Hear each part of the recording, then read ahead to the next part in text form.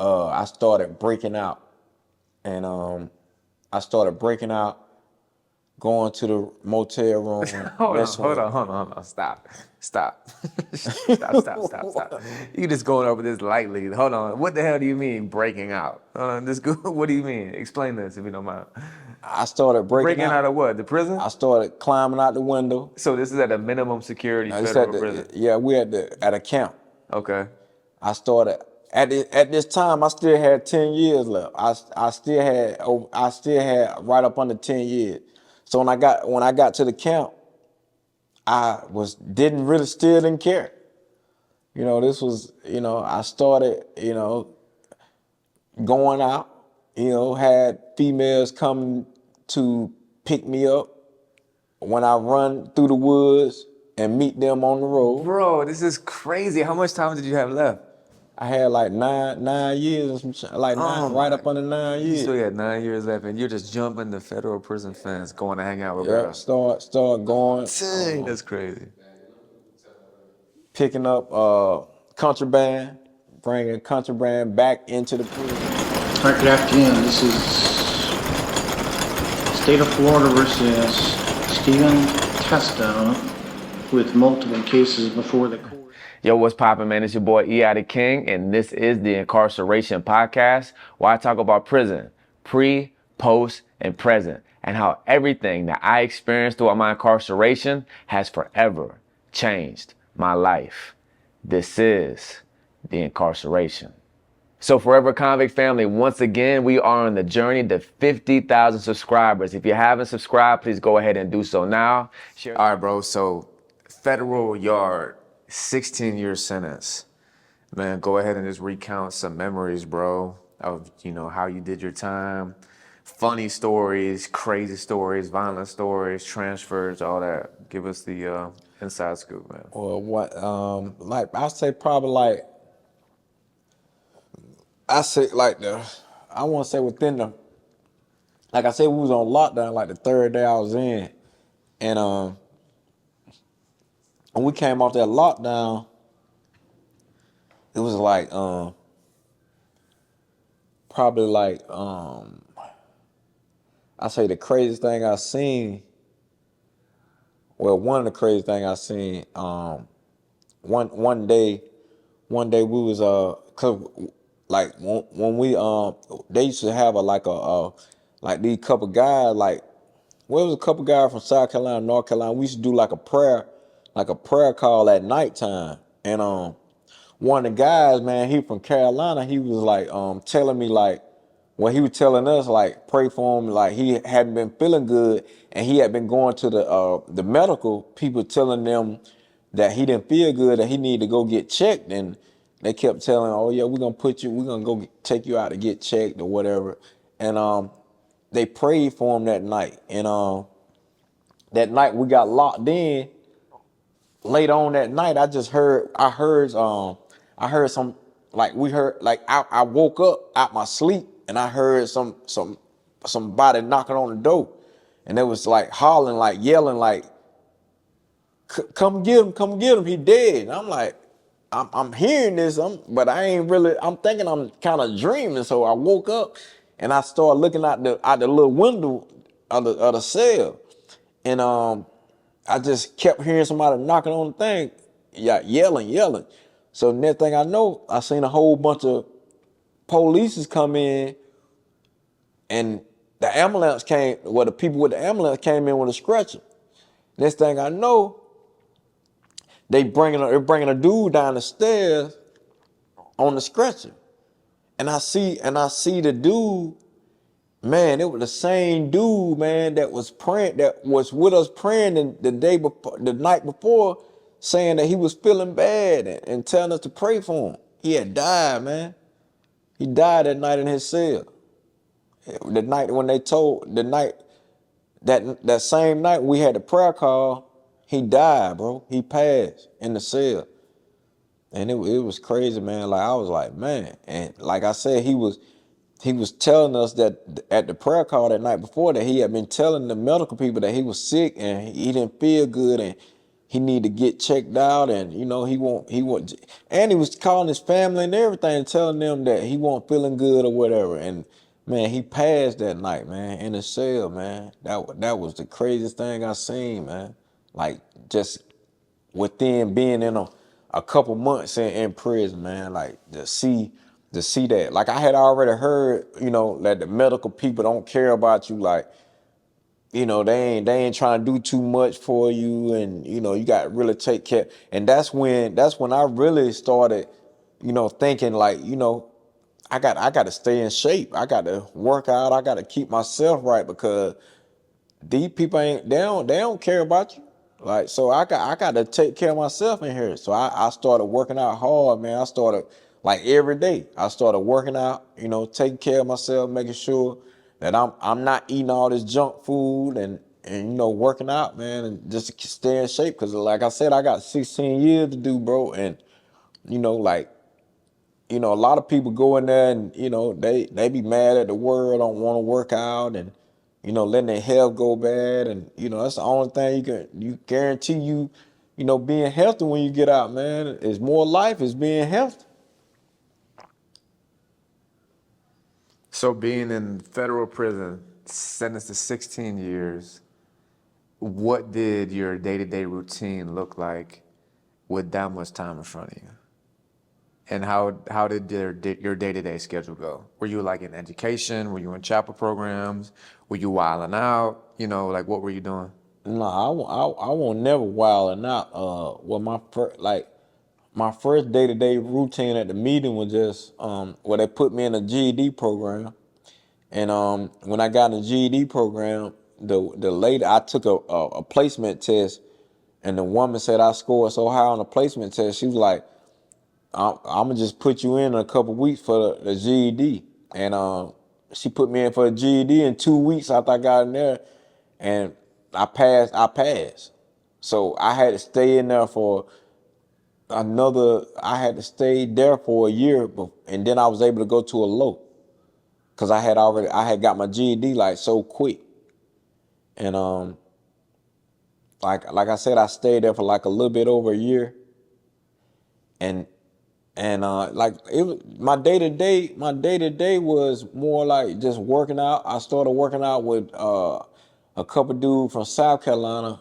And my day to day was, like when we knew what time we was going out to work out, and basically like watching TV, go to education in the morning, after class, go to eat, because it was like on the meeting, it's a 10-minute move. So like when the 10-minute move come, you got 10 minutes to go. Like if you're going to education, if you're going to the rec yard, if you're going anywhere you're going, you got 10 minutes. You're going to medical, you got 10 minutes to move. So every top of the hour, the bell gonna ring for a 10-minute move. And that was kind of hectic, because sometimes if you don't make it out that door, the CO won't let you out the door. And then you coming through a metal detector every time you go in and out the dorm. Everywhere you go, you're going in and out of a metal detector. And like I said, it's 10-minute move. Like you only allow in your dorm. Like if you sneak in another dorm, a lot of people sneaking in other dorms, but most of the time you had to be in your dorm. You couldn't be sneaking in the other dorms. And I just wasn't trying to be in no trouble, wasn't trying to get no more time, wasn't trying to be in the way. Like I was just trying to figure out how I'm gonna get through this time, and the safest and the best way without staying out the way.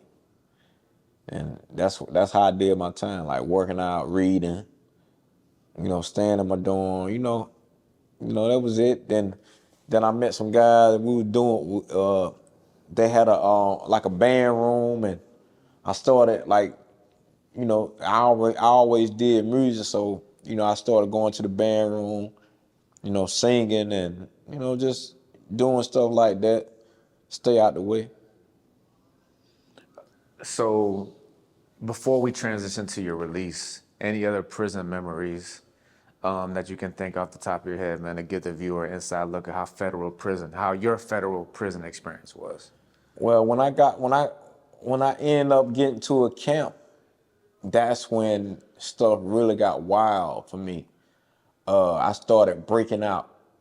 and I started breaking out, going to the motel room. Hold on. Stop. Stop. You just going over this lightly. Hold on. What the hell do you mean breaking out? What do you mean? Explain this if you don't mind. I started Breaking out of what? The prison? I started climbing out the window. So this is at a minimum security It's federal prison. Yeah, we at a camp. Okay. I started at this time. I still had 10 years left. I still had right up under 10 years. So when I got to the camp, I still didn't care.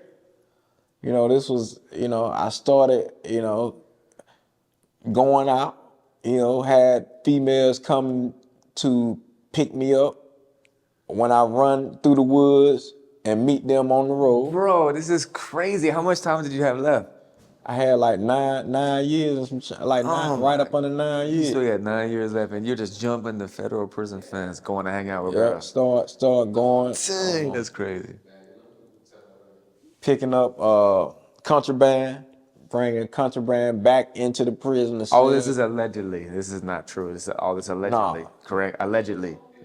Yeah, allegedly. Yeah, allegedly. All right. So keep going.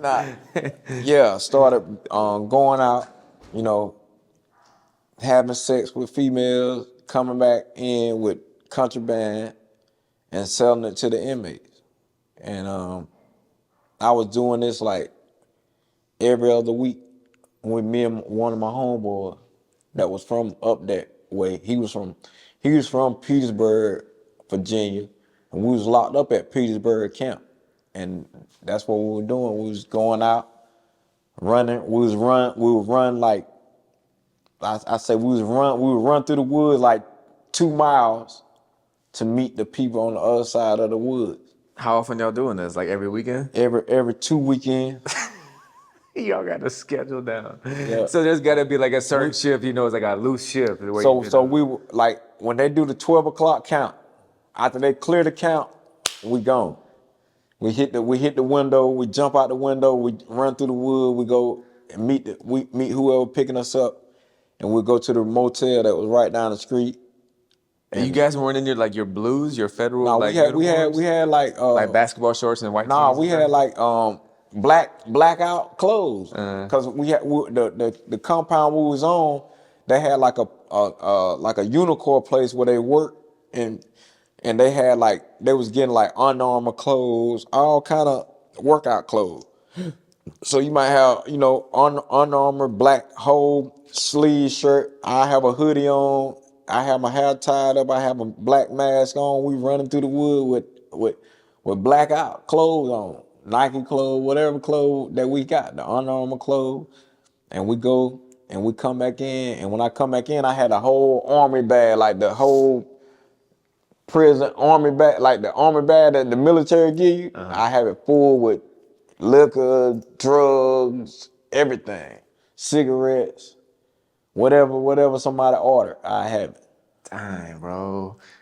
So you already knew the consequences that were in play, worst case scenario of getting caught. That's escape. Yeah. And then plus two on top of that, introduction to contraband. Yeah. So you don't even care. You was just like, man, I'm trying to get this bag. Yeah, at that time, man, I didn't even care. My mind was like, I got 9 years left. So, you know, at that time, I was like, man, if I get caught, you know, what more? Like, in the feds, if you escape and if you back before 3 days, they can't give you no more time.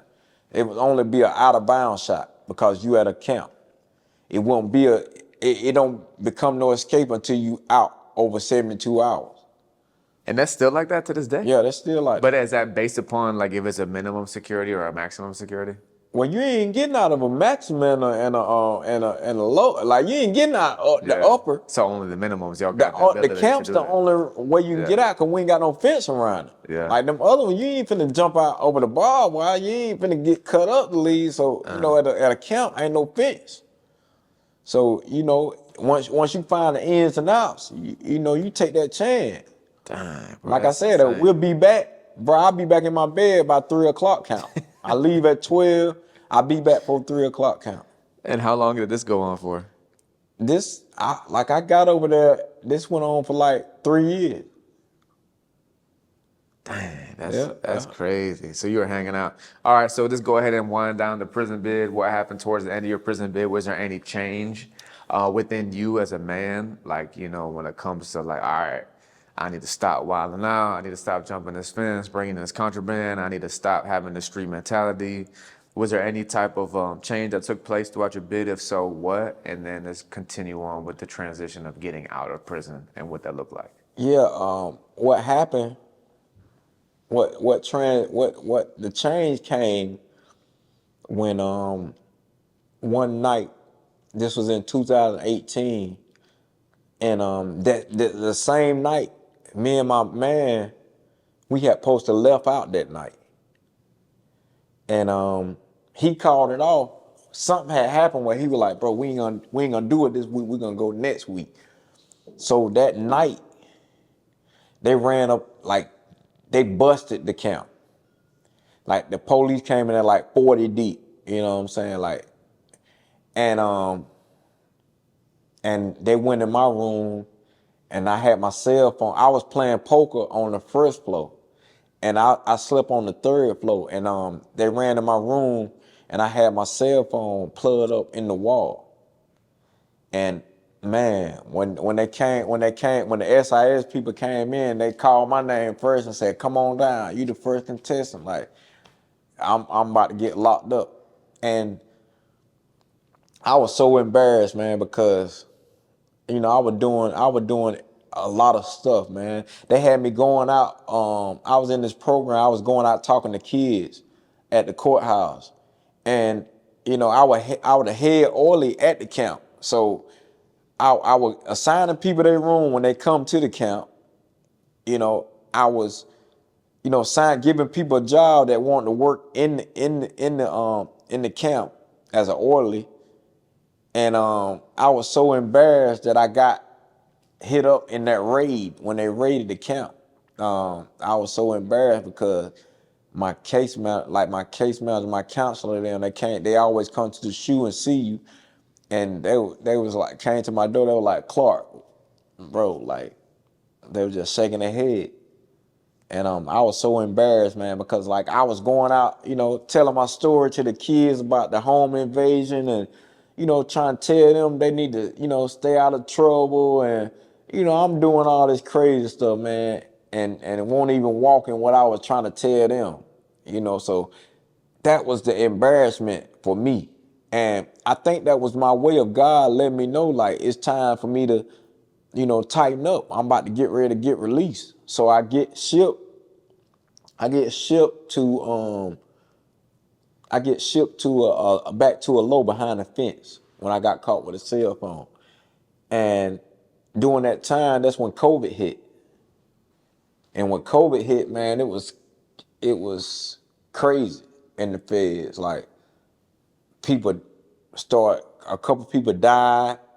You know, it's like, it really buckled me down. It really humbled me because, like, I done got messed up, and now I'm about to be in a position to kind of like go back behind the fence and not have that freedom as I had of leaving. It was messed up, man. Like I said, I had a lot of stuff going on with different females, and, like, I was kind of like, you know, lying, and, you know, like, really playing a game, man. It was all that was messed up because at the end of the day, I lost a lot of money at that time. I had a lot of people had this and that holding for me at the camp.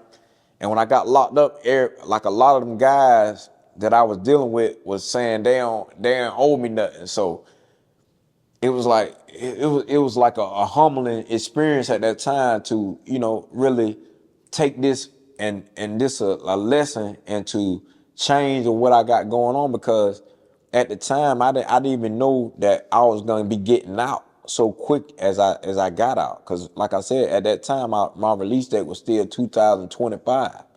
And I had put in a motion at that time at the camp before I got messed up.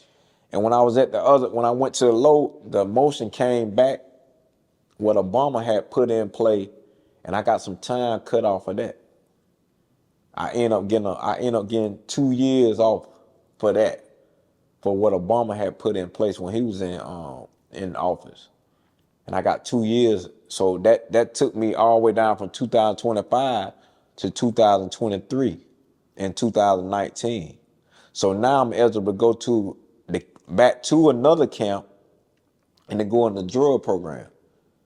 But at the time, I couldn't get no time off for the drug program. But a psych told me just to go anyway, and that probably was the best thing I could have did, because I went in a mental health program for a drug program, and it kind of helped me, get through the things I was dealing with the home invasion. I was still thinking about hurting people when I get home, and you know, just realizing like I got a lot of stuff that I need to deal with. Like I need to, stop thinking I can get away with stuff. Stop thinking that, that the world revolve around me. Like like I was struggling with a lot of stuff that I didn't even know. Like antisocial. I was antisocial. Like I didn't take heed to what authority figure said, or I didn't care what a police said. It was hard for me to follow rules and all that. So it was like when I went through that drug program class, it humbled me, and it made me see that I was struggling with a lot. And it made me, show a whole lot of humility. It made me be more honest with myself, and to not want to hurt people, man, not want to, destroy people's life, not want to go back and do the same thing that I've been doing. It made me want to change my life to, be a better person than I was when I came in. Of how when I get out, is I'm gonna be the same person I went in, or how they gonna look at me when I get out? I'm gonna be different. I'm gonna be the same person. I came out a different person. I came out a changed person. I found God on my last couple of years. I started getting close with God. I started staying in my Bible. I started realizing that I can be a different person. I don't have to go home the same way that I went in here. And I came home a better person, man. And blessed, man. I got blessed, man. And then when I was in that drug program, Trump signed a bill, and I got a whole year, another year knocked off. So I ended up getting out in 2022, another whole year earlier than I was supposed to have originally got out from the 23. And I ended up getting my CDLs. Like I got out, they told me I get released on February 2022. That's the day I was gonna get out. February 22. The day before was President's Day, which is that Monday. So while the COVID and stuff were going on, I was in the CDL program. The instructor talked to the warden. The warden let me go out on that Friday to try for my CDL. I passed. Hadn't even been in the truck a couple times. Passed. Got my CDL that Friday. Came back with my CDL. Slept. Man, it was hard for me to sleep that Friday, that Friday night, that Saturday night, and that Sunday night, and that Monday night. And I got released on that Tuesday, man. Get to it. All right. So getting out. Explain the process of getting out after doing how many years? 11. 11 years. How were you feeling? What did that first day out look like? Man, first day out, man, I got out. It was amazing, cause when I got out, my mom and my kids didn't even know I was getting out, and I got out from Bradford, PA, and I flew to Charlotte, and we drove to my brother's house, and we surprised my mom and everybody, man, my kids, my mom, man. That it was like I got out, and I ended up getting in North Carolina that night, and I ended up popping up on my homeboy. He's a chef, and he had cooked, for my family and stuff, and I pulled up, and it was a surprise, man. My mom and everybody started crying. because I had got released and popped up on them like that. So what was going through your mind, bro? Like, was it crazy your first day out? Did you feel, was it like unreal? You were gone for almost what, a decade? Yeah, How was over a it? Over a decade. decade, right? You said 11 years, right? Yeah, over a So over a decade. decade, man. So when it comes Yeah. to like technology and just society in general, like how was that? Like, dang, this is Yeah, crazy. it was crazy, man. I kind of was like kind of still up on the cell phone because, like I said, I had a cell phone. I was seeing different how to work it a little bit, but I still like now I'm still kind of still trying to figure it out, man. After being out 2 years and some change, I'm still trying to figure it out. But that first day of being out, man, it was still like unbelievable that I got out 3 whole years early, like to be in that position to be out, man. And then even to move not to even go back where I'm from, to be able to change the environment that I was used to or going back to the same environment that I was from, man, it was a whole change, man, to be able to get out and come move down here to Florida, Tampa, and start a new chapter in my life, man. So how was it when you transitioned down to Florida? It was kind of smooth, man. It was smooth. Like when I went to the halfway house, it was kind of it wasn't bad. It was kind of different of my living arrangements at the time, but it was better than being in a lot in back in still in prison. And like it was a difference. Some of the things and where I was staying at, I didn't agree with. Some of the things I didn't like, and at the time I was like just getting on paper, so I was kind of trying to adjust, and things wasn't as I planned, or I really didn't have no plans on my living arrangement because I didn't really know how things was gonna transpire, or what to expect, but you know, God just made a way, man, just to, keep me moving and keep me humble, and he just keep providing and keep making a way, man. All right, so tell us what's happened since you've been out, man. The transition program, and then like what's been going on since you've been out. How long have you been out now? And give us like the update of what's been going on since you've been out. Well, since I've been out, I've been out, like a 2 years and a half, like 2 years and a half, and I had 5 years on papers when I got out. I got released off papers in 2 years, which was good. I got released off 2 years. I've been driving trucks for 2 years since I've been out. Since I've been out the halfway house, I've been driving trucks. I started out with Coca-Cola. Now I'm with another company called Cormark, and everything. I started my own like cargo van business, and everything's going good, man. I work enough at my job with the trucks. I don't even really do my cargo van business at the time. So everything came out pretty good, man. Like everything going good, man. I go to church, I keep God in my life, man. Keep the faith. We go. I met my partner, the King, and we, I signed to Block Hustle, and I'm back doing music. We going back and forth in prisons, and giving the knowledge to the fellas that's locked up, and letting them know, like, if we can do it, y'all can do it. Like, we're nobody. Like, if we the same as you. Like, we used to be in that same position. So if we can do it, you can do it. So that's what it's about. That's the message we keep. We discipling other people, man. We keep witnessing to these guys, man. Like, it's a different. You can change, man, but the change got to start with them in there. To me, How did it feel going back into prison your first time?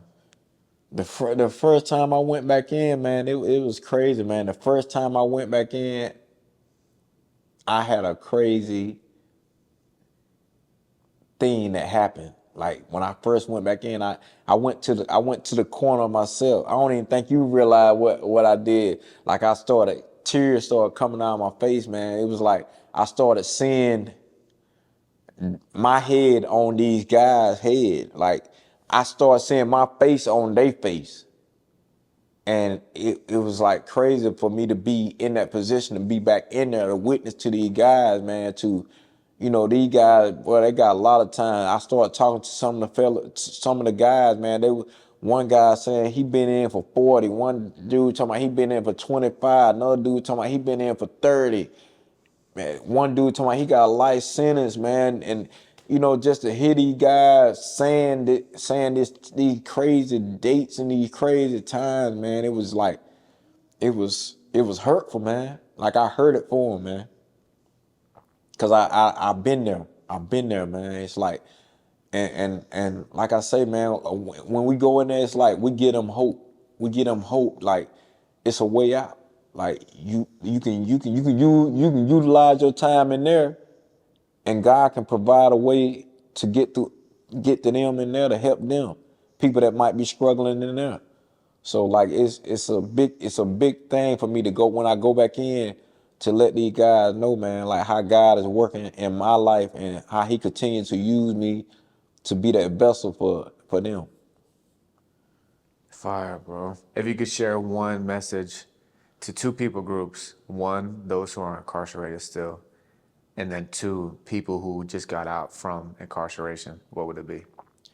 One, for the people that's still incarcerated, is, give God some of that time, man.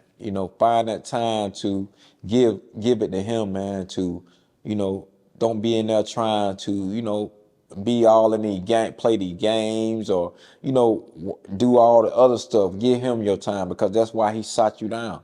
He sought you down for a reason, for him to get to you. He couldn't get to you out here. Like, he couldn't get to me when I was out. So he had to set me down, but he can humble me, for I can understand, like, what is going on. And when I accepted that, things started happening. That's when the blessings started happening. When I accepted him and started doing his play, started letting him write that play for me. And that's what happened. And to the guys that's out, I would say, the ones that's getting out, just stay, find your balance. Don't try to do too much at one time. Don't try to, be too fast or doing stuff. Just let it happen. Don't try to rush into things. Think before you react. That's what I would say to the guys that's getting out. Appreciate you, bro. Any closing thoughts, anything that you didn't mention that you want to mention, or anything else? Yeah, in closing, man, I would say that, through Christ, man, and through God, man, like, it's a way. And without him, like, I don't even think that I would be right here talking to you or saying what I got to say without his mercy on me, and for him blessing me in my life. That's real, bro. All right, so where can the people find you at, man? What's your Instagram? What's your YouTube? Where's your music at? What's your artist name, man? Plug yourself in, bro. Where can people follow up with So you? they can follow me on my Instagram, T Clark 704, and on my Facebook is Travis Clark, and my YouTube channel is T Clark 704. You can find me on them three social media platforms. Okay, so your music is under T Clark everywhere, Spotify, Yeah. Apple, all that? On all platforms. What's the name of your songs you got out right now? I got Made It Home. That was my first single out, and then my second single is No Turning Back. My first single, Made It Home, with E.I. the King, and my second one is No Turning Back. I'm T Clark, and this is Incarceration Podcast. Share this channel with somebody who hasn't. And listen, if you've done any time, I'm talking about a county jail, state penitentiary, federal, or even drug programs, whatever. If you want to share your story on this channel, go ahead and email me at eithekingbooking. Go ahead and put your stories in the comments below. If there's anything that I talked about slightly, you want me to go more in depth on, or anything I haven't talked about at all, and it's a good idea, drop it in the comments. Let me know. And also remember, I am a rapper. rapper. My artist name is EI the King. You can find my music on all platforms. I also have another channel, YouTube channel, my official artist channel, EI the King. And I also have another podcast. It's called Let Me Talk Bro, where I talk more so about my life, music, ministry, and all these things. Also, I have a Patreon with exclusive content. Everything is in the description below. So listen, man, till the next time, it's your boy, EI the King.